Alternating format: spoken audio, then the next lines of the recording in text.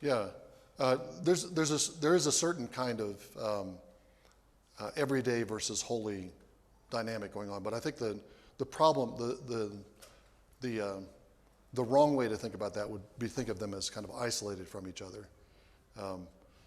As you work, you're working. Think of an Israelite. An Israelite is working so that he comes into the Lord's presence on the Sabbath day and offers himself and in some way the work of his hands to the Lord. So the daily work culminates with the Sabbath. And then the Sabbath rest is the source of his strength and power to go out and continue his work. So they're different and distinct, but they're in a kind of rhythm. It's more like two dance steps rather than two isolated things. One specific example I'll give of how I think this, a bad example and a better example. I think it's in the Westminster Larger Catechism when it talks about, the Westminster Larger Catechism lays out a Christian Sabbatarianism and says that the Sabbath rules about ceasing for a full day from labor still apply to Christians. And one of the things it says that requires is that we refrain from all, this is not exact quotation, but refrain from all talk or thought about our daily activity. So we shouldn't think about our vocation at all on the Sabbath. That seems to me to be a wrong kind of sacred, holy common kind of distinction. A right one would be, that's a day when we think about, give thanks for what we've been able to accomplish the previous week. It's a day for looking at, evaluating whether we've done well or poorly, repenting of things that we might have done wrong. It's not a day to forget about what we've done the previous 6 days, but a day for bringing all of that into the presence of God. Do you all know the name Ludwig Wittgenstein? Wittgenstein was an Austrian philosopher in the 20th century, and he had a Jewish heritage, but he wasn't a practicing believer of any kind. But he has an interesting comment on the Sabbath. He says we need the Sabbath because we need to look at our works not only from the inside but also from the outside. So when you're caught up in your daily activities, it's hard to evaluate what you're doing as kind of a whole because you have specific things you need to be doing. The Sabbath kind of takes you outside of that, not to forget it and ignore it, but to evaluate it. So I think that's the kind of rhythm that I think. There is a kind of duality there. Yeah, it's the source of our power and energy. We come before the face of God. It reminds us why we're working in the first place, which is not just to be productive and gain wealth, but we're working to honor God, and we're doing that on the Sabbath. So. Yeah, it has a kind of primacy, but I'd be hesitant to say it's more important because I think the Sabbath day doesn't make any sense, or the Lord's day doesn't make any sense unless it's surrounded by the other 6 days. It has to be in that relationship in order to have any meaning. Okay. I make sure I'll take time to take questions when I get to the end of this session. It'll be by the end of the morning. We'll have some time to ask further questions. So far this morning we've been talking about the seventh day, this day of ceasing, as a liturgical phenomenon. So it's part of the weekly rhythm of Israel's life. They work 6 days, and on the seventh day, they memorialize by ceasing, and they keep it holy by gathering as a holy convocation and acknowledging that that day belongs to God in a unique way. Okay.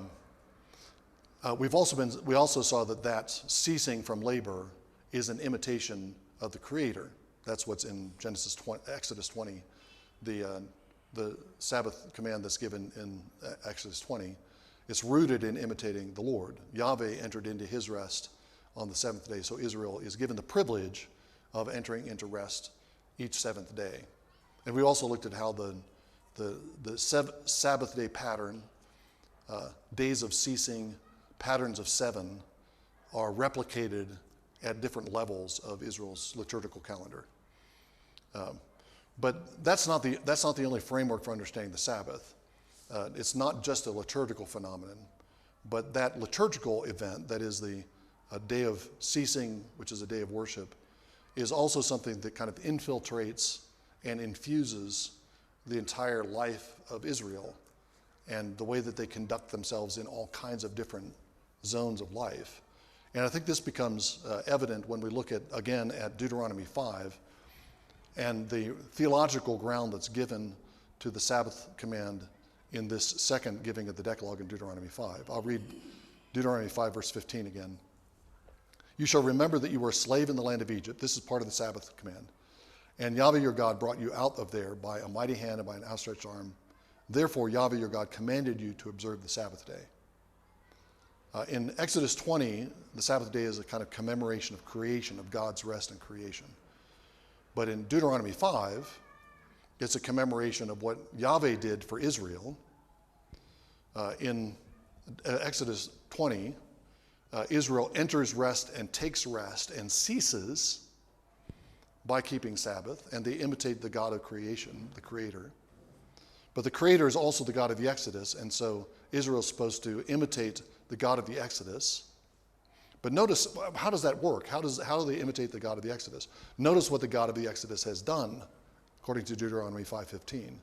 He's brought them out of slavery by an outstretched arm. He's brought them to Mount Sinai. When they were slaves, they had no rest. They had no Sabbath. They were under harsh conditions. Pharaoh imposed harsh work conditions on them. They had to produce bricks without straw, and they had the production quotas were increased, so they had to produce even more bricks as punishment for trying to get away from Egypt.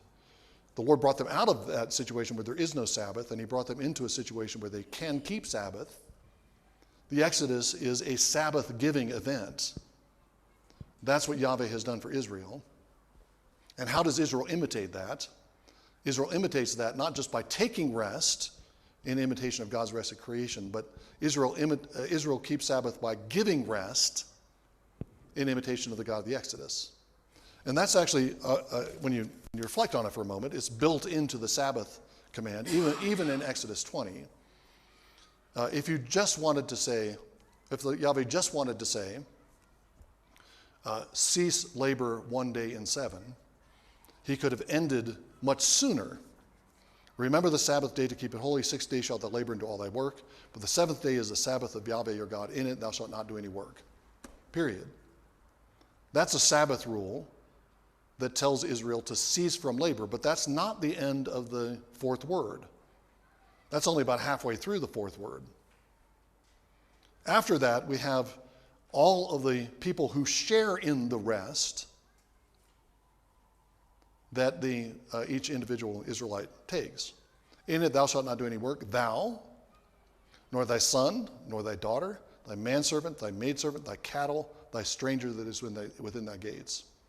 On the 7th day, 7 categories of people are not just, they're taking rest, but the implication is also that they're given rest. I mean, the maidservant and the manservant are not going to take rest unless the master gives them permission to take rest and grants them rest. Animals, cattle can't go on strike and say, we're not working on the 7th day. You don't have any organized unions of cattle. Cows that say, we've given milk for 6 straight days and we're tired of it. We need a day off from giving milk. Okay. Cattle can't do that. They only take rest if they're given rest by the owner. And I think this is one of the cases in the Pentateuch, the Decalogue, one of the cases in the Decalogue where the Lord is addressing specifically the heads of households that would include not only the head, but also sons and daughters, manservant, maidservant, cattle, and strangers, and whatever other category. Curious that wives are left out. Let's say that the wife is one flesh with the head of the household, so when the head of the household gets rest, the wife should too. Let's smooth it out that way. I think it's a curious omission. But in any case, That's how Israel is supposed to keep Sabbath. Not just by taking rest, but by giving rest. The situation that the Lord commands is not the head of the household takes a day off and his servants have to do extra labor on that seventh day because the master is not helping them.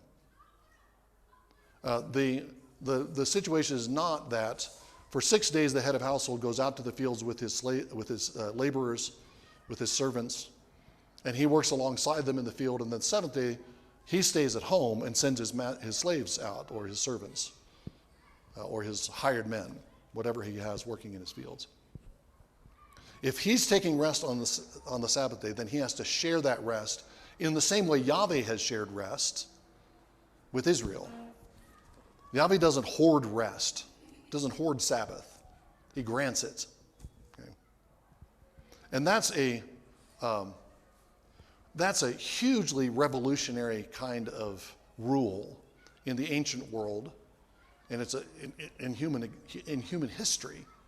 I mentioned somebody Baker, I can't remember, maybe David Baker. I think it's David Baker. His book, Tight Fists or Open Hands.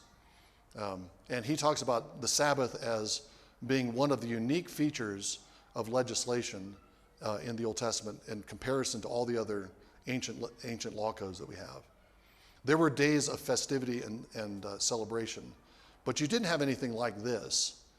You had days when the higher classes, the noble classes, would have a kind of Sabbath, a ceasing, but their servants would continue to serve them and work. It's actually kind of rooted in ancient pagan mythology, in the Enuma Elish. The Enuma Elish is an ancient Babylonian epic of the origin of the world. And it's basically it's a story of the gods and how Marduk emerges as the chief of the gods, the chief of the pantheon. And the creation of man is very subordinate to that story of the gods. But man is created by lesser gods in order to serve the gods, so the gods can have leisure. So the high god Marduk is requiring all these lesser gods to serve him. They get really tired of it, and so they do some creating of their own, and they form human beings who can, and they delegate the task of serving the higher gods and also serving them to human beings. So ancient gods would enter into rest and require their worshipers to labor for them. Yahweh enters into rest and shares his rest with his people, and then requires his people also to share rest with others under their authority. That's a huge shift in understanding of God, in understanding of God's relationship to man. It's a huge shift in understanding how human societies should work. The Sabbath is one of the most revolutionary rules, laws that comes out of the Old Testament, one of the most revolutionary in human history. It's not just the weekly pattern of 6 days of labor and 1 day of rest. So the servants work for 6 days and then they're given a day of rest. The animals work for 6 days. They're given a day of rest. But that same rest giving is built into all kinds of other legislation in the Pentateuch. It's not just that weekly pattern, but social legislation in the Pentateuch is shaped by the Sabbath pattern. For example, slavery. The Torah permits a certain kind of slavery. It's more like a form of indentured servitude. And you would have Israelites who became poor. Maybe they had a series of bad harvests. They become indebted and they can't pay off their debts. They would be able to enter into service. The Bible calls it slavery, or I think indentured servitude is really what's going on. They come into service to their creditor and work off their debt. Or they come into service to a creditor until they can get back on their feet. If they can't get back on their feet, earn enough money so that they can go back and repurchase their land. Okay. It's a kind of rehabilitation program. It enables these impoverished Israelites to be restored to independence so that they can go back out. The kind of slavery in Israel, this kind of slavery that you have Israelites with Israelites, is not permanent ownership of human beings. It's a temporary rehabilitation kind of program. But that's shaped by the Sabbath. Notice Exodus 21. Now these are the ordinances which you are set before them. If you buy a Hebrew slave, he shall serve for 6 years. But on the seventh, he shall go out as a free man without payment. If he comes alone, he shall go out alone. If he is the husband of a wife, then his wife shall go out with him. If his master gives him a wife, and she bears him sons or daughters, the wife and her children shall belong to her master, but he shall go out alone. But the servant can become a permanent servant of the master. If he says, I love my master, my wife, and my children, I will not go out as a free man, then his master shall bring him to God, to the judges perhaps, and he shall bring him to the door of the doorpost, and his master shall pierce his ear with an awl, and he shall serve him permanently. Okay. There's some more rules about slavery that are given there. I think the scenario where the master gives a wife to the servant, and the man goes out, but the wife and the children stay, shouldn't understand that as a permanent situation. So the man goes out, but he can purchase his wife and children out of slavery. They aren't permanently in the master's house. But the point I want to make is there's a Sabbath pattern here. The limit on indentured servitude is 6 years, and then they have to be released in the 7th year. They're given relief from that slavery. Yahweh gave relief to Israel from slavery in Egypt. Israelites are supposed to imitate them, and even if they have servants that come into their house and serve them, then they have to give rest to them, give relief, release them, liberate them in the 7th year. We also have this with the Sabbath pattern is also embedded in the way debts are handled. Deuteronomy 15. At the end of every 7 years, you shall grant a remission. This is the manner of remission. Every creditor shall release what he has loaned to his neighbor. He shall not exact it of his neighbor and his brother, because the Lord's remission has been proclaimed. Okay. You make a loan. If the loan isn't paid back in 6 years, the loan is forgiven. Debt is not allowed to be a permanent burden for anyone in Israel, for any Israelite. You can impose a debt. That's a kind of slavery. You can think about you borrow something, you borrow money, in order to get past a rough spot. You're having trouble.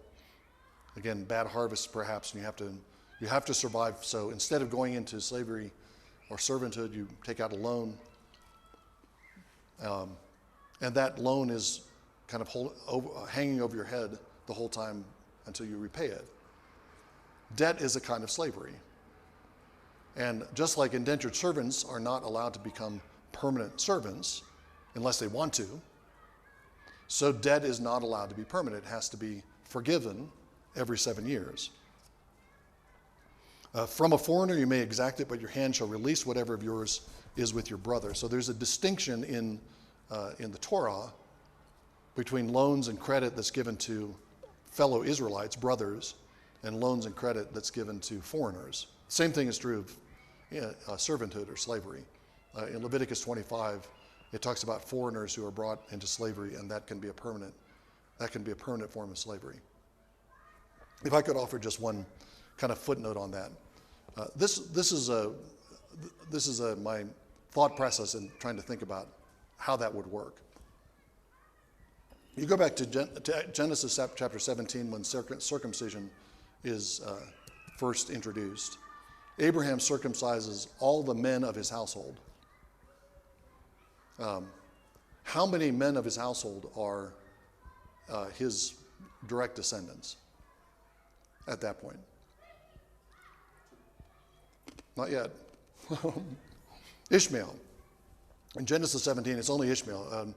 It's going to be a couple more chapters before Isaac is born. So he has one direct descendant. He has at least several hundred men in his service. Abraham probably had a community of a couple thousand people with him when he was in the land. It wasn't like Abraham and Sarah, the two of them wandering through the land for the entirety of his life. He's got 318 fighting men. We learned that in Genesis 14. So he has servants that he acquired from Egypt. They are his servants. And then he circumcises them, and they come into the covenant community. And the rule given in Genesis 17 is that a servant comes into your household, he becomes circumcised. In other words, he becomes an Israelite. So it seems to me like Leviticus 25 does give permission to hold foreigners and Gentiles in permanent servitude. But if you're applying Genesis 17, then you presumably circumcise them, or at least give them the option to be circumcised. And if they get circumcised, then they come under the rules of Exodus 21, and they have to be released after 6 years. So I'm not sure how much permanent servitude there was in Israel. If you circumcise servants to come into the house, then you have to treat them as brothers. You can't permanently enslave them. You can't be their you have to forgive their debt and all that kind of stuff. So that was kind of a footnote. Okay. See if I want to read any more of them. Okay, I won't read any more. Just that's an application of the Sabbath pattern. The Sabbath pattern of giving rest. Every week Israel gives rest to their servants and to their animals. And in this sabbatical pattern of years, they give rest and relief to indentured servants, slaves, and to debtors. And then the Sabbath command, the Sabbath rules are also applied to land management. Land can't be alienated permanently. If an Israelite, this is an agrarian society by and large, and most Israelites were making probably their subsistence from their own plots of land that they inherited from their forefathers who entered the land with Joshua. And that land is not supposed to be alienated only in very extreme circumstances, would they sell it at all. But even if there are in extreme circumstances and they have to sell their land, it doesn't get sold permanently. Look at, Leviticus 25. That's the place I want to go. The Jubilee year. I won't read it. It's a very long chapter with a lot of details in it. But the Jubilee year basically tells Israelites that they can't, if they have to sell their land, they aren't permanently landless. Look at starting at verse 8. I'll just read a few of these verses. Leviticus 25:8. You shall count off 7 Sabbaths of years for yourself, 7 times 7 years, and you have the time of the 7 Sabbaths of years, namely 49 years. You shall then sound a ram's horn abroad on the 10th day of the 7th month. That's the Day of Atonement. On the Day of Atonement, you shall sound a horn through your land. You shall thus consecrate the 50th year and proclaim a release throughout the land to all its inhabitants. It shall be a jubilee for you, and each of you shall return to his own property. Each of you shall return to his family. You shall have the 50th year as a jubilee. You shall not sow nor reap an aftergrowth, nor gather in from its untrimmed vines. It is a jubilee. It shall be holy to you. You shall eat its crops out of the field. The Jubilee year is a Sabbath year. Every 7 years there's a Sabbath year. That is, the land lies fallow. I mentioned that earlier. So you have the land management in that sense is governed by Sabbath pattern. 6 years of planting and harvesting, a 7th year of rest for the land. And that's really important to the Lord because in 2 Chronicles, one of the reasons why Israel goes into exile is because they didn't give the land rest. This is the Lord's land, and they're supposed to treat it and manage it according to the Lord's commandments, and they didn't. And because they didn't give the land rest, the Lord ensured that the land would have rest, and all the Sabbath years that they had neglected are given in the exile. Israel is taken out from the land, and so the land has rest. The Lord gives the land rest forcibly because Israel didn't do it voluntarily. So you have that pattern. Land management is governed by a Sabbath pattern. And then you have land ownership that's governed by the Sabbath pattern. In this case, it's 7 times 7 years, 7 cycles of Sabbath years, and you get to the Jubilee year. And the Jubilee year is a year when everyone goes back to his inherited property. If you were alienated from the land, you sold off the land that you had inherited from your ancestors sometime during that period of 50 years. In the Jubilee year, you would go back. There's a big shuffling. Everyone goes back to their ancestral land. There are different rules for different kinds of ownership. It doesn't apply in cities. You can sell houses in cities.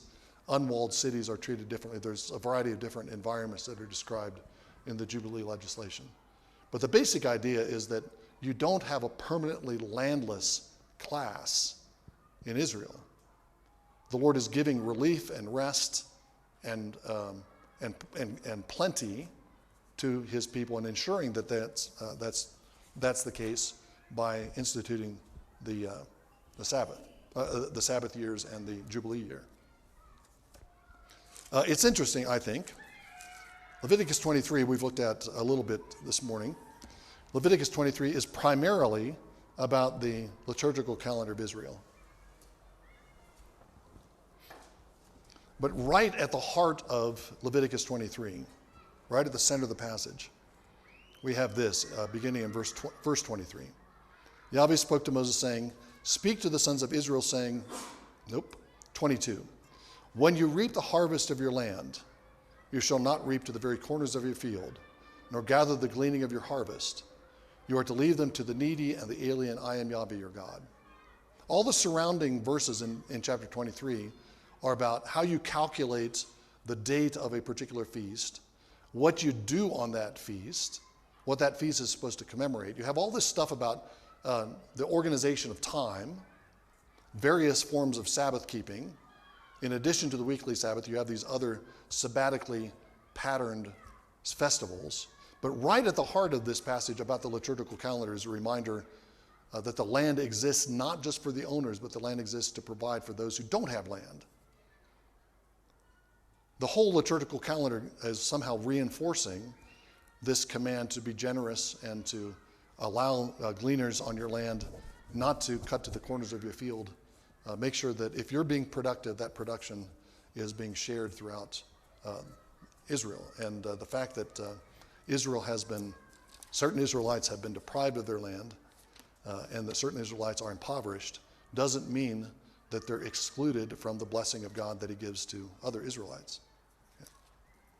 I think what the Sabbath command envisions is a particular kind of society, a society of generosity, a society in which different facets of society are governed by this principle of giving rest, giving relief, liberating, giving freedom. Isaiah 58 touches on this. Isaiah 58 is partly a passage that's concerned with fasting, and the Lord is teaching Israel what kind of fast they're supposed to keep. But then, after describing the fast that they're supposed to keep, he immediately turns to the Sabbath. And I think those two things are supposed to be taken in kind of a combination. The Sabbath is a kind of fast. We refrain from productive work on one day in 7, or Israel had these other patterns of refraining and ceasing from things. You're fasting from that to devote yourself to the worship of God. But what is the fast that the Lord wants? Or we could say, what is the kind of Sabbath keeping that the Lord wants?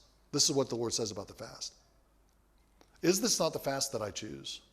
To loosen the bonds of wickedness, to undo the bands of the yoke." This is verse 6. "To let the oppressed go free and break every yoke. Is it not to divide your bread with the hungry and bring the homeless poor into the house?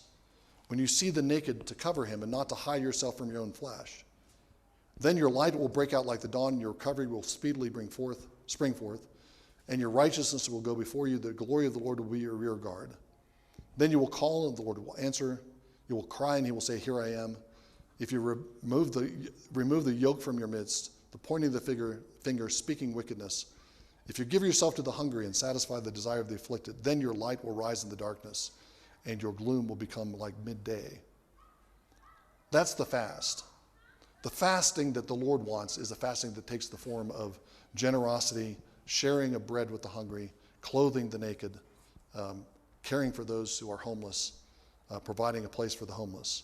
And then verses 13 and 14, the Lord begins talking about Sabbath. If because of the Sabbath you turn your foot from doing your own pleasure on my holy day, and call the Sabbath a delight, the holy day of the Lord honorable, and shall honor it, desisting from your own ways and seeking your own pleasure and speaking your own word, then you will take delight in the Lord, and I will make you ride the high places of the earth.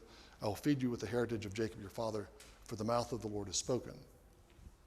Fasting and Sabbath are brought into connection in Isaiah 51. And I think verse 13 particularly brings out the connection. Sabbath means refraining from pursuing our own pleasure, and instead taking delight in the Lord's time and the Lord's day. It's a kind of fasting embedded in our weekly patterns. But the true Sabbath keeping, like the true fast, is not just true fasting is not just going hungry and afflicting yourself. True fasting involves this kind of generosity. True Sabbath keeping doesn't just mean to take a day off of work every week. The fullness of Sabbath keeping is the kind of generosity that's described in Isaiah 58 that's worked into the rules that govern Israel's life and in the Torah. So what the Sabbath event ultimately gives us, I think, is a kind of vision of an ideal Israel. Israel has been given Sabbath by Yahweh in coming out of Egypt, being brought to Sinai, being delivered from Pharaoh. That's a rest-giving. Israel is supposed to have that kind of life. What does that look like? What kind of ideal is portrayed if Israel had kept the Sabbath the way that it should have? It would involve all classes of Israelites. Not only human Israelites, not just the leisure classes. Okay. In a lot of modern societies, you have classes that have the wealth and the flexibility to take a significant amount of time off from work, and then you have classes that don't. In the United States, the lower economic classes, especially in the last few decades, have been forced to find multiple jobs in order to make a living, because for various reasons, the kind of middle class job that is a living wage for a head of household, one member of the household working outside the home and supporting the family with a job outside of the home, that just doesn't work for a lot of people anymore. So many men who are heads of households have to work multiple jobs. Their wives are working multiple jobs, working 7 days a week. Leisure classes, professionals, what some people have called the laptop classes, the people who live by their brains and by their fingers, who are typing on computers. Those classes have done really well over the last several decades, and they have plenty of leisure time. That's not the picture that's contrary to the picture that the Lord gives of Sabbath. Rest is shared with all of Israel, and that has to be worked out not only in the fact of Exodus. Their life has to be conformed to Exodus, which means their life has to be conformed to Sabbath giving. The Sabbath also envisions a society that doesn't treat anyone, or any living thing even, as merely a machine for production. If you have a servant in your house and you have the option of working him 7 days a week and grinding him down, he becomes nothing but a machine for the increase of your wealth. He might share in it a little bit because you have to feed him, because you have to keep him strong enough to keep working. But he doesn't get any rest. But the Sabbath says he's not a machine for production. If you take rest, you have to give him rest. Your servant is not a machine for production. Even your ox, your donkey, Your laboring animals are not simply machines for production. You have to give them rest. The land is not just a machine for production. You have to give it rest every 7 years. Human beings are treated as human beings. The land is given a kind of dignity that shares in the Lord's Sabbath. Animals are given a kind of dignity because they share also in the Lord's rest. The Sabbath day, I think, in ancient Israel, and certainly the festival days, most of the festival days, were days of actual festivity. And I think the Sabbath was designed to be that. There's a tradition of Christian Sabbatarianism that treats the Sabbath as a kind of somber day, where we might meditate on our sins, we devote ourselves to worship, to holy things, but there's no games. Not supposed to play games. Laughing on the Sabbath might be a little bit suspect. It's a very somber day. I don't think that's the biblical picture at all. I think the Sabbath day was a day of festivity, a day when we enjoy the goods that God has given us. We work for 6 days, and then the Sabbath day is set aside as a day when we enjoy the fruits of our labor. That's certainly the case with almost all of the festival times other than the Sabbath day. That's clearly the case with all the other ones. Remember the phrase that I used, that I cited from Deuteronomy 12 yesterday: eat, drink, and rejoice before the Lord. That's the summary of what Israel does when they gather in the presence of God at the sanctuary. They eat, drink, and rejoice before the Lord. They enjoy the fruits of the land, which is God's land. These are all God's gifts to them. The gift of bread, the gift of wine, they enjoy those. They rejoice with their sons and daughters, with their strangers, with Levites, with the poor. Everyone in Israel is brought into this festivity, and I think there would be at least a degree of that, not on the same scale as the annual feasts, but there would be a degree of that kind of festivity in the Sabbath day. There's one designated fast day in the Israelite calendar. All the other designated days are feast days. What's the designated fast day? Anybody know? Yeah, the Day of Atonement. One day. I think I haven't calculated it recently. There are 2 7-day festivals: Feast of Unleavened Bread, Feast of Booths. There are a number. Every month there's a new moon festival. There are single-day festivals scattered throughout. You probably have 30 days a month, and that's not counting the weekly Sabbath. You probably have a month every year that's devoted to festivity, to eating and drinking and rejoicing before the Lord, and one fast day. What the Lord envisions for his people is a life of joy in the land, not a life of gloominess. One other thing that I think is envisioned by the Sabbath, a feature of Israelite life, a people that keeps Sabbath is a people that is battling, perhaps shattering, mammon as their idol.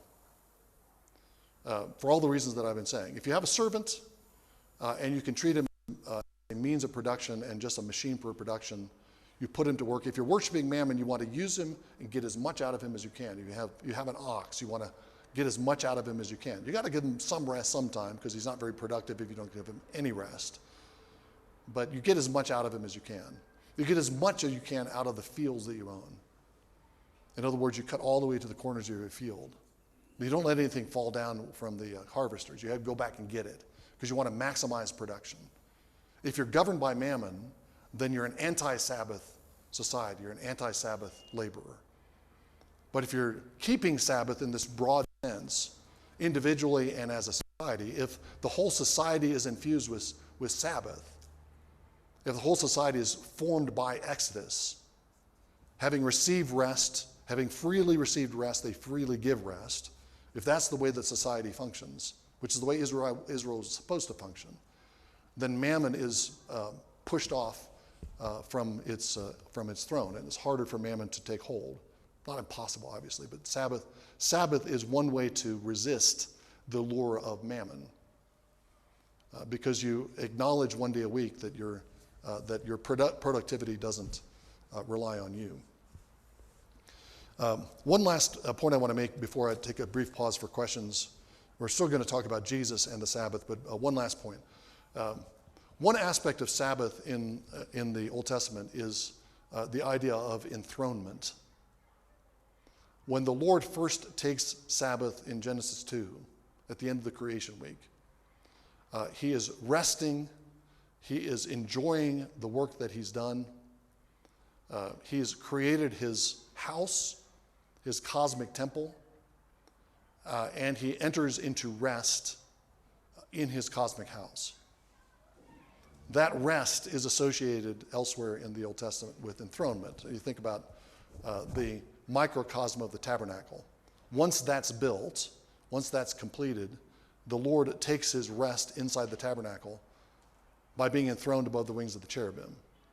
And he enters into rest. Sabbath is kind of an obvious conclusion to some task. So you have some big project you have to finish. You work diligently for months, and then you come to the end of it, and you enter into rest, and there's a kind of relief and elevation that takes place. Or you think of ancient kings. Ancient kings engage in battle. They fight their enemies, they win the battle, and then they return to their thrones, and they rule their land that's at peace, and they enter into rest. Solomon is given rest because of the battles of David. David fights all the battles, and then Solomon is able to take rest in the land. He's the king of peace, Shlomo. That's his Hebrew name, Shlomo, which has shalom in it, salam. Shlomo is the king of rest, but he's the king of rest because there has been work done, and so he can enter into his rest and be enthroned. Okay. Enthronement and Sabbath rest are connected ideas in the Bible. And so when the Lord opens up Sabbath to Israel, he's giving them a day of rest, but he's also elevating them to sit with him on his throne, as if their work was done. When the Lord enters into his rest, he gives gifts to men. He enters into his glory, he takes his throne, and then he distributes gifts. He distributes rest, relief, satisfaction, liberation. And Israel, as the Lord's son, as the Lord's prince, when they're invited to enter the rest of God and to be enthroned with Yahweh over the land, they do what he did, which is give the royal gift of rest to one another. So Israel is a royal priesthood. Israel is a nation of kings, sharing the rule of God, sharing the rule of Yahweh over the land. But the form that rule takes is the same form that Yahweh's rule takes, which is generous gift-giving and elevation and relief to those who are weak and oppressed. Okay, I'm going to pause there for questions and comments. I still want to talk about Jesus and the Sabbath, and then talk about how Sabbath is kept in the New Covenant. I want to conclude with that. But any questions about what I've been saying the last couple of hours?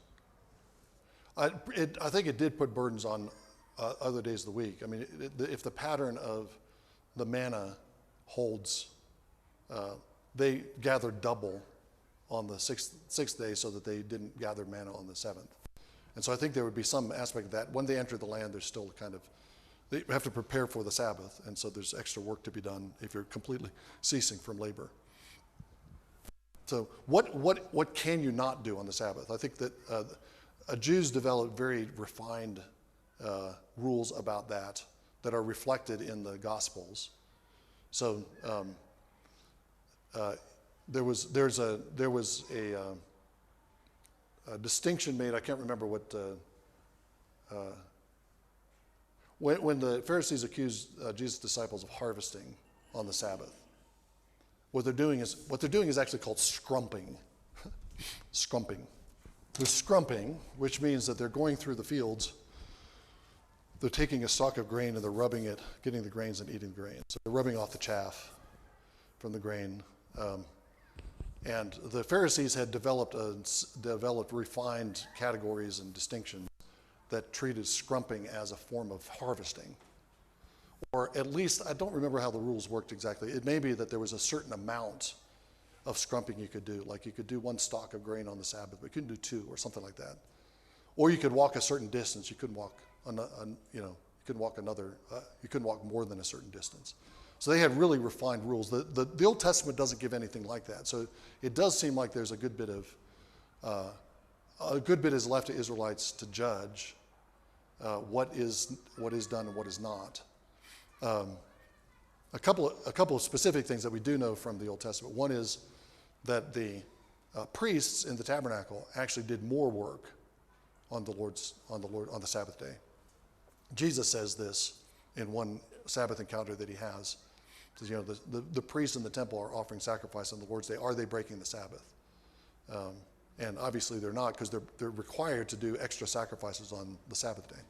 So that kind of work, and if you want to call worship a kind of work, Israel is gathering as holy convocations. I would what I envision would be that would look like a synagogue kind of service, a service of word and prayer, without sacrifice. So that was, if you think it's a kind of activity, but that wouldn't be considered the kind of labor that's forbidden. The issue of the picking up sticks on the Sabbath is a difficult one, or I think a more complex one than often recognized.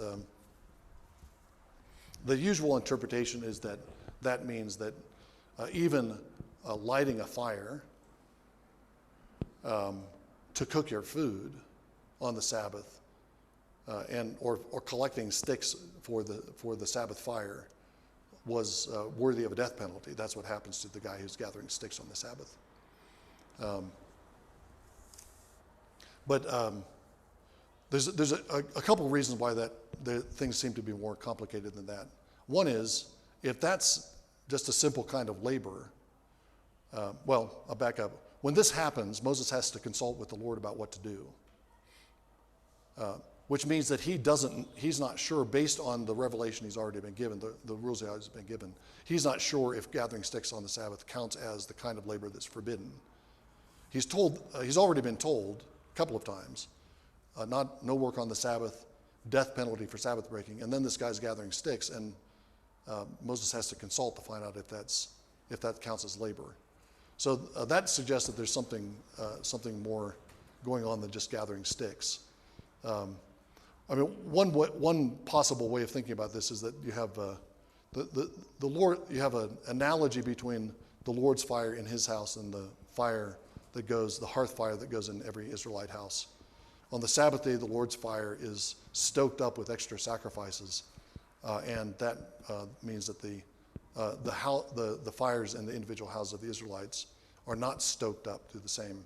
So it may be that rule may be a religious issue rather than simply a matter of gathering sticks for cooking. It's also interesting that when Paul gets bit by the snake in Acts, he's gathering sticks, and if you count the days, it's a Sabbath day. It's at least in the sequence of days that he's been traveling. It's the 14th day of his travel. And he's bit by a snake and shakes it off into the fire, and nothing happens. There's some kind of Sabbath thing going on there too. So anyway, that's all to say there's not a lot of rules given. I think the basic principle would be whatever world dominion, Adam is given the commission to have dominion over the world, to subdue it. That's the labor of Adam during the 6 days. That's the labor of Israel during the 6 days. That's the kind of labor that they're not to do. That's the kind of activity they're not engaged in. So I do think if we were to apply this, say, whatever your vocation is, then that you should refrain from that. If it's the same rules are applying in the church, you should refrain from that work. Other activities, I don't think, for instance, if you work in an office, you're a computer programmer, you spend your days in front of a screen, and then on Sunday after church, you're out in your yard, working in the garden, and doing yard work. I don't see that as the kind of thing that would be a violation of the Sabbath, because you are ceasing from the work that you're doing. But that seems to be the basic principle. Yeah, the thing I was raising a question about, yeah, the Sabbath is rooted in creation. When Israel keeps Sabbath, the fourth word in Exodus 20 makes it clear, they're imitating God in his creation, work of creation. The question I was raising was about a certain interpretation of that. Some Reformed theologians have said, because God entered into Sabbath rest at the conclusion of the creation week, that set a pattern for human beings who from the beginning kept Sabbath. So Adam would have worked 6 days and ceased on the seventh day. Abraham would have done that. Jacob would have done that. What I said is that may be the case, but we don't know that. There's nothing in Genesis or the early part of Exodus that tells us that they were doing that. So when I say creation ordinance, what I mean is the idea of the creation ordinance is that because God had entered into rest, that set a rule for human life. Human life was to be patterned that way. That may be right, but the first time we actually see human beings recognizing the Sabbath is in Exodus 16. So it's first brought up as a human practice, as a human way of timekeeping. It's first brought up in after the Exodus, with Israel. So I'm not sure that I'm not sure whether it was something that was done by people before the Exodus. He's saying that the Sabbath is a creation ordinance that would have been required of Adam and all human beings from the beginning. I'm not saying that that's wrong. There's no actual command that Adam do that, though. There's no actual command that he should keep Sabbath. He might reason, well, I know that the Lord worked for 6 days and then rested the seventh, so I should do the same because he made me in his image. That might be how Adam reasoned. But there's no indication in the text that was what there's no command to keep Sabbath in Genesis. So it might be, Adam might have inferred it. But I think what I was trying to do was a couple things, and one thing I didn't make explicit. One thing I was trying to do was show within the canon, Sabbath keeping is connected with Exodus. It's an Israelite sign of the covenant with Israel. Whatever might have been done earlier, it's highlighted as a covenant with Israel. The other thing that I wonder about, and again, this is not, I'm not sure that this is. No, I'm not denying Beale's point. I'm just raising questions. I don't know that that's the case. One reason for saying that is that it does seem like there's not seem, but there is a gradual elevation of humanity through the Old Testament. So Adam is created, he falls. The new Adam, Noah, comes, and the new Adam, Noah, has privileges and rights, and he's an elevated Adam. Okay, he offers animal offerings on an altar. No, there's no indication. Abel was doing that earlier on, but he's offering ascension offerings. That's the first time we have an ascension offering. Noah's doing. Noah plants a vineyard for the first time. Noah pronounces judgment against Ham. Noah does things that we don't ever see Adam doing. So he's an elevated Adam. Abraham is an elevated Adam even above Noah. And then I'm suggesting that part of the elevation of Israel is the privilege of entering into Sabbath. That's part of what I'm thinking. Let me grant that Beale is right for the sake of argument, and say all the way through the period of the patriarchs, they're all living in a 6+1 day temporal rhythm. You still have Sabbath connected with Israel's release from slavery in Egypt, and that adds new dimensions that didn't exist prior to that, and particularly as the dimension of imitating Yahweh's rest-giving action. That's never explicit until the Sabbath command is given. Does that help? Okay. Might just finish up the rest of the morning with this. I'll see how long this takes. I want to talk about Jesus and the Sabbath.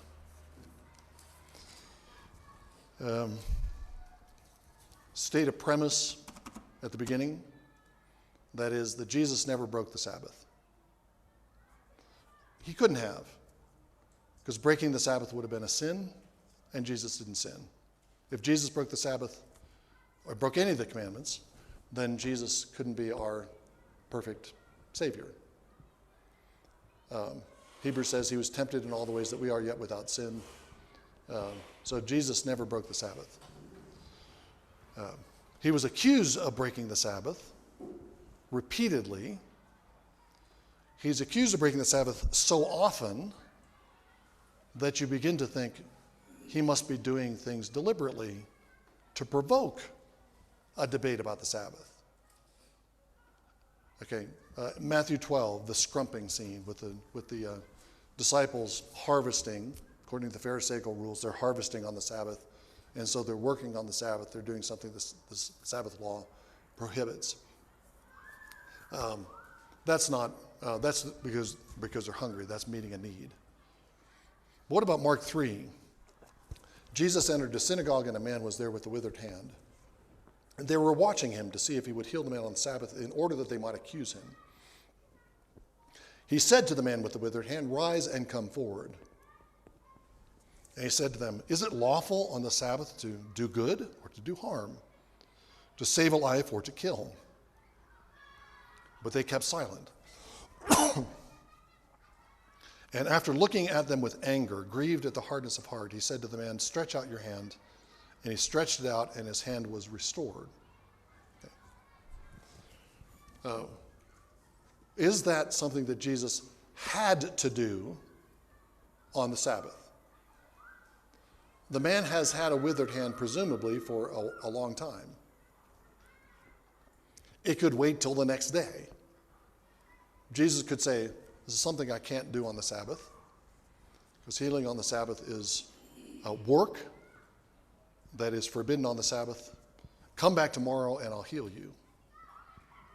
He knows that the Pharisees are looking for an opportunity to accuse him. He knows that these Jewish enemies are paying attention to what he's going to do. He knows that if he heals this man on the Sabbath, then the Pharisees, who have been scrutinizing him, are going to oppose it and be upset. They're going to, he's provoking a debate on the Sabbath. He's provoking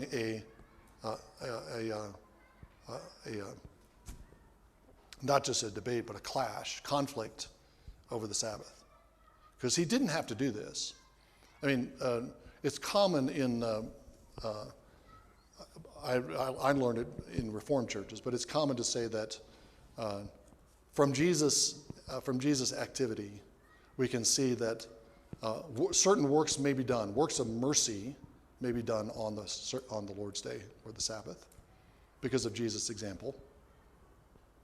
And works of necessity, like scrumping in the field when you're hungry. Things that are necessary and things that are acts of mercy are permitted on the Sabbath. They're kind of exceptions to the general rule of doing no work on the Sabbath. It seems like it's for Jesus to provoke this conflict just to carve out kind of an exception. That seems like not a very strong motivator to provoke this conflict. And it's not necessary. It's not an emergency. It's an act of mercy, but it's not an emergency. If the Sabbath law prohibited healing, then Jesus broke the Sabbath, and Jesus should have told the man to come back. I mean, we have this over and over and over again. I'll just take a couple more examples. The early chapters of John, beginning in John 5 through John 11, there's a series of healings that Jesus does. And the typical pattern in all of these passages is that you have this healing event describing Jesus healing someone that takes up 5 or 10 verses. And then you have a chapter that's about 40 verses But the rest of the chapter is about the debate that Jesus provokes by what he does. That's what's going on in John 5, for example. After these things, there was a feast of the Jews, and Jesus went up to Jerusalem. Now there is in Jerusalem by the sheep gate a pool, which is in Hebrew Bethesda, having 5 porticos. In these lay a multitude of those who were sick, blind, lame, withered, waiting for the moving of the waters. For an angel of the Lord went down at a certain season into the pool and stirred up the water. Whoever then first, after the stirring up of the water, stepped in was made well from whatever disease with which he was afflicted. And a certain man was there who had been 38 years in a sickness. And when Jesus saw him lying there, he knew that he had already been a long time in that condition. He said to him, "Do you wish to be well?" The sick man answered him, "Sir, I have no man to put me in the pool when the water is stirred up. But while I am coming, another steps in before me." And Jesus said, "Arise, take up your pallet and walk." And immediately the man became well and took up his pallet and began to walk. Now it was the Sabbath on that day, and of course the Jews object to Jesus healing on the Sabbath. And then Jesus responds to them, as he often does, not by backing down, but by raising the stakes. My Father is working, and I work from the first day until now. Instead of saying, you're right, should have waited till the next day, trying to kind of qualify what he's done, Jesus pushes the point. And as the Pharisees and Jews recognize, he gives himself a kind of equality with the Father. John 9, you have another example, similar kind of passage. I won't take time to read it. This is the blind man that Jesus heals by spitting on the ground, working the dust into mud and putting on the blind man's eyes. And then he goes and washes, and he can see. And then suddenly we find out after the entire account of Jesus healing the man, verse 14 says, it was a Sabbath on the day when Jesus made the clay and opened his eyes. Those are just a handful. There may be several others that you could find scattered throughout the Gospels where Jesus is doing something on the Sabbath that he didn't need to do on the Sabbath. Again, I don't think Jesus is just carving out exceptions to the Sabbath laws. I think Jesus intends to provoke a debate on the Sabbath with the Jewish leaders because the Jewish leaders are breaking the Sabbath in the guise of being really rigid Sabbath keepers. Everyone thinks they're super Sabbatarians. But Jesus' accusation is always that they're law breakers, not that they're keeping the law too strictly. They're not keeping the law at all. They're not keeping the Sabbath law, even though they're keeping the tithe laws in a sense, as I talked about a couple days ago with Matthew 23. They're keeping the tithe laws by tithing their mint and dill and cumin down to the little seeds, but they're breaking the weightier matters of the law, justice, mercy, and truth. They look like they're keeping Sabbath, the Jewish leaders do, because they're very strict about their rules of Sabbath keeping. And they enforce those rules of Sabbath keeping on other people, like Jesus and his disciples. And they try to oppose Jesus when he does something, does things that they think are not to be done on the Sabbath. But that's just a veneer. They're not actually Sabbath keepers, because they're not keeping Sabbath in the full way that the law requires, as we've been talking about. One really explicit indication of this is back in Mark 3. I didn't read the end of the account.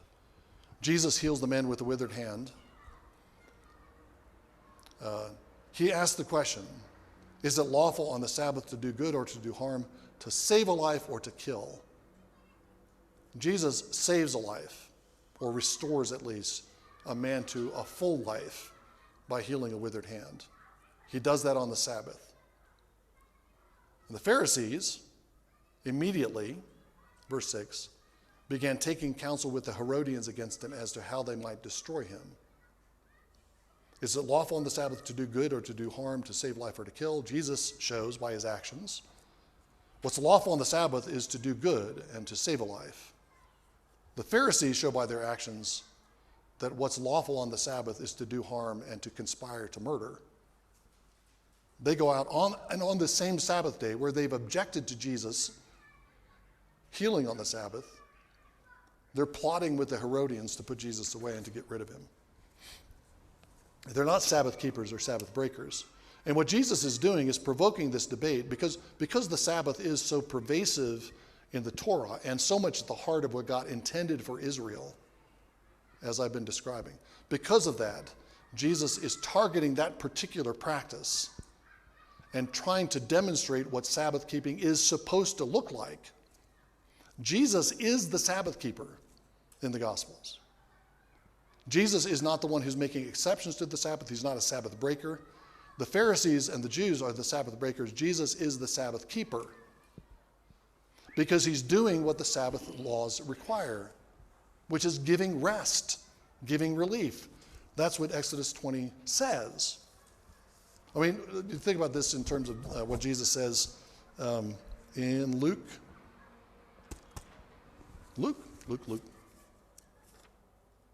14.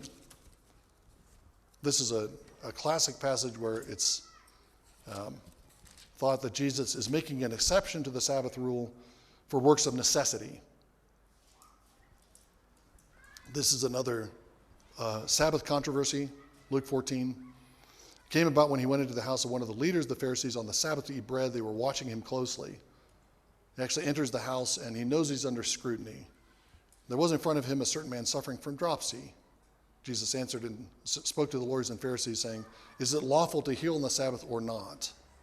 But they kept silent. They can't answer that question, which shows that they don't understand the Sabbath law. They kept silent in Mark 3. They're keeping silent here again. He took hold of him and he healed him and he sent him away. And then he said to them, he points out an inconsistency among the Pharisees, "Which of you shall have a son or an ox fall into a well and will not immediately pull him out on a Sabbath day?" What is Jesus saying? Is he saying that the Sabbath rules have exceptions? And if you need to do something like pull somebody out of a well, that's okay on the Sabbath because it's an emergency. No. The Sabbath applies to the ox. If your ox falls into a well, I don't know how that actually happens. Maybe wells were a lot bigger than I'm imagining. But if your ox falls into a well, then the ox is not having a good Sabbath day. An ox at the bottom of the well is not having a good rest. And so you pull him out of the well in order to give him Sabbath. That's not an exception to Sabbath. That's the way you keep Sabbath, by giving relief to your animals or your son. I mean, the Sabbath law says that you give rest to your son and your daughter, your manservant, your maidservant, and so on. Okay. So Jesus is not at all making an exception here. I think that question he asked in Luke 14:5 is giving an illustration of a way that even the Pharisees are keeping Sabbath properly. And Jesus is drawing an analogy to what the Pharisees already do, rescue an ox on the Sabbath day, with what he's just done on the Sabbath day, which is to heal a man with dropsy. He's pulled this man out of a well, as it were. He's pulled this man out of his sickness. He's given him relief. He's giving him rest. That's what the Sabbath is for. I think that's what Jesus is doing. He wants to provoke this debate because he knows that the Pharisees, as teachers in Israel, are not keeping Sabbath, which means Israel is not the Israel it's supposed to be. And he's provoking these controversies by keeping the Sabbath properly and calling his followers to keep the Sabbath properly and calling Israel to abandon the false Sabbath keeping of the Pharisees and to begin the true Sabbath keeping that God requires.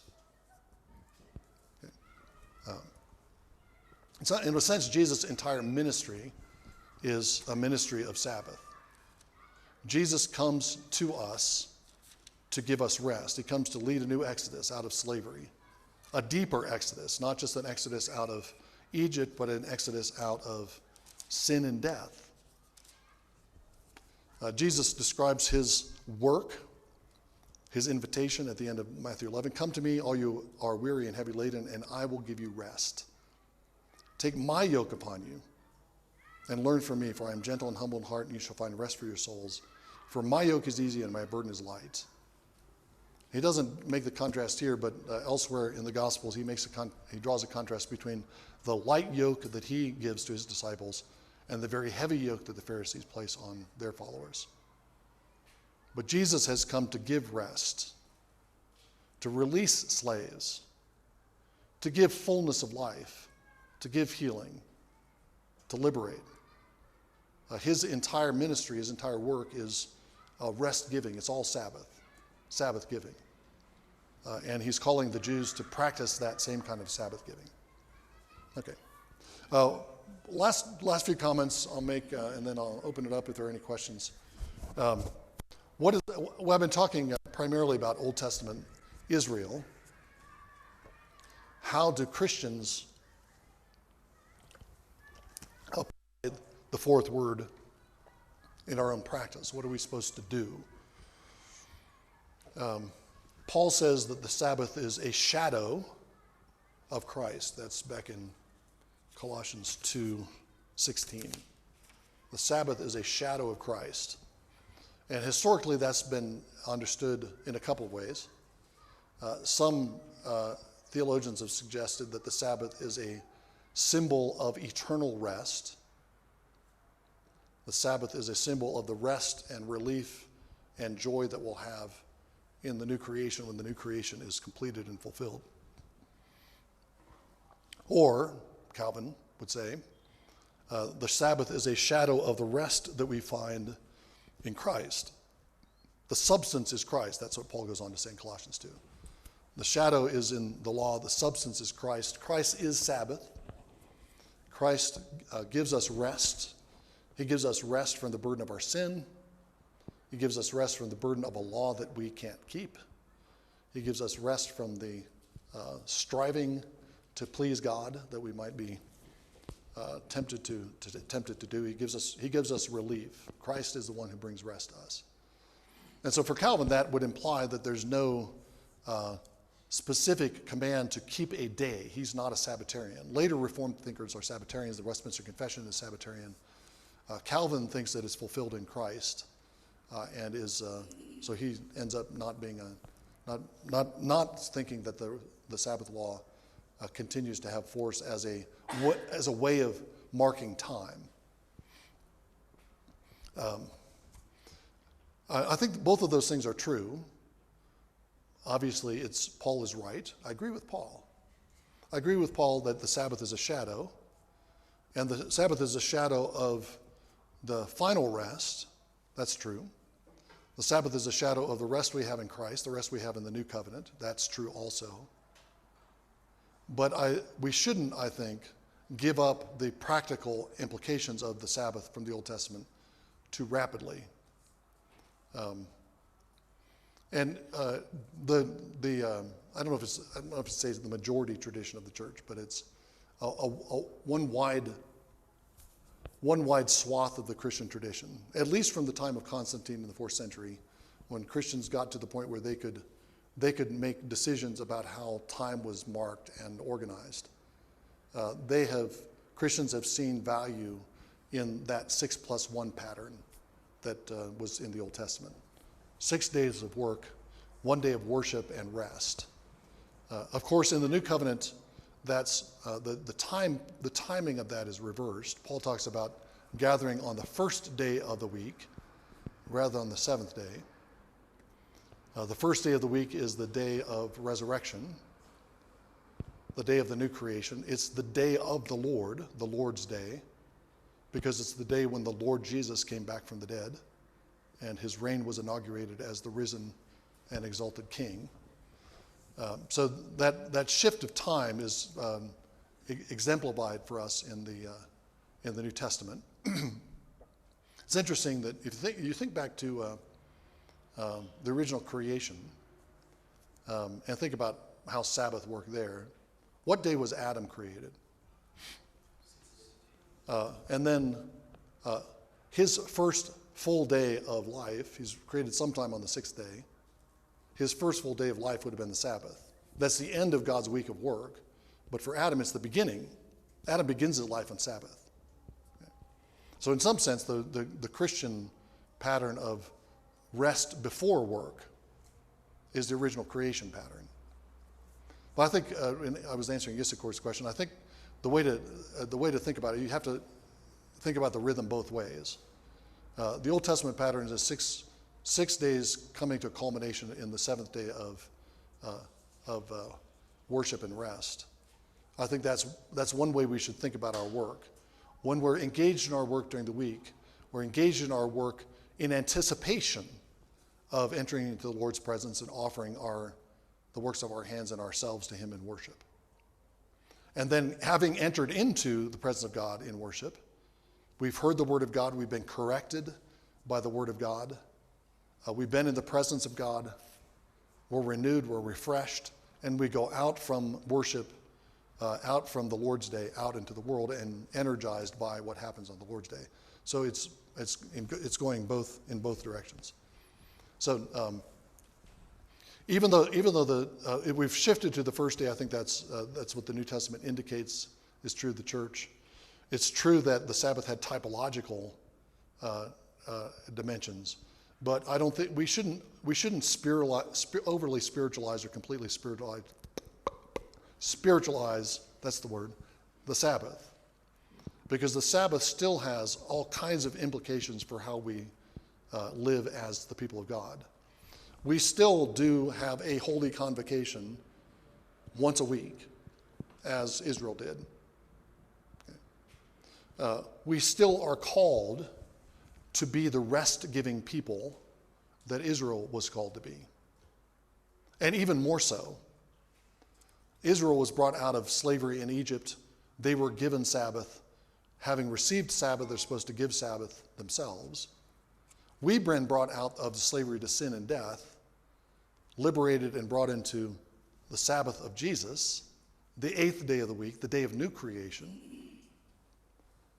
And so even more so, having been delivered from the deeper and more profound slavery of death and sin, we should give rest and give relief. Having freely received, we freely give. So the life of the church should be characterized by open-handed generosity. All the ways that the Sabbath functioned in the Old Testament in terms of slavery, debt relief, land management. I'm not saying those specific things are enacted by nations in the New Covenant, but the church should be characterized by that kind of generosity, that kind of open-handedness, relief, giving of relief. We should be a Sabbath people. We should enjoy the good things of the earth together in the Lord's presence. That's one of the dimensions of the Lord's Supper. The Lord's Supper is made up of bread, which comes from grain, which comes from the earth. It's a product of human labor, and it becomes a means for communion with God. Wine also. And we eat bread and drink wine, then we are enjoying the good fruits of God's creation, God's good gifts to us, as means of communion with God. That's part of what the Sabbath day and the Lord's Day mean. Okay. Sabbath means, in the Old Covenant, means enthronement with Christ.